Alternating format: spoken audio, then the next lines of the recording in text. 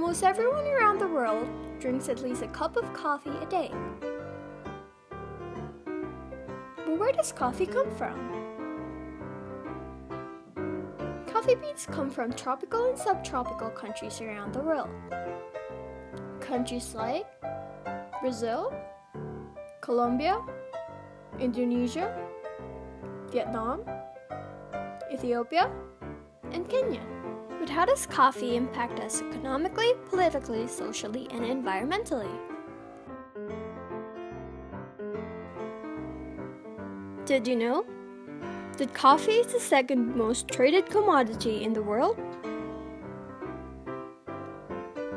Coffee is an $80 billion industry and provides 100 million jobs worldwide. The total economic impact of coffee in the United States alone in 2015 was $225.2 billion. In Canada, coffee is a $6.2 billion industry. In 2015, consumers spent $74.2 billion on coffee. The International Coffee Organization is the main intergovernmental organization established for coffee. The ICO is in collaboration with the United Nations to enhance cooperation between nations that consume and produce coffee. The ICO also agreed on the International Coffee Agreement.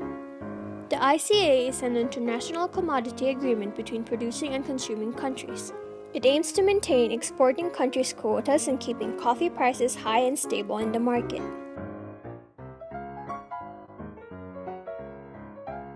Coffee has been a source of economical and social stability for more than 2.5 million coffee farming families around the world.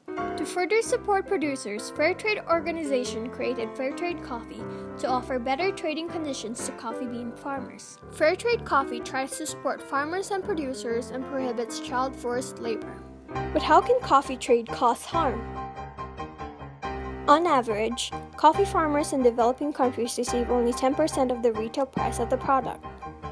So when supply drops or bad weather hits, farmers will not have enough income to support themselves during these times. Most workers also work in poor conditions and are treated horribly like slaves.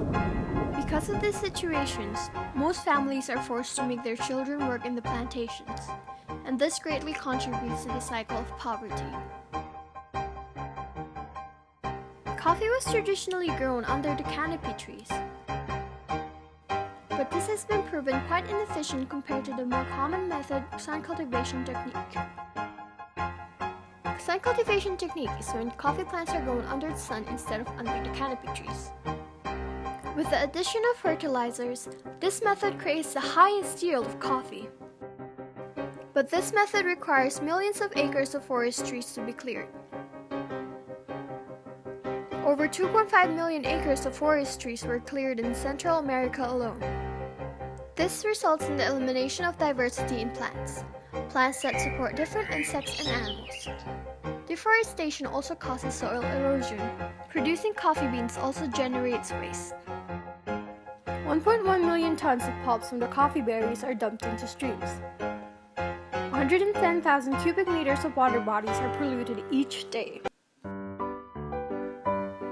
Coffee is considered important in our society.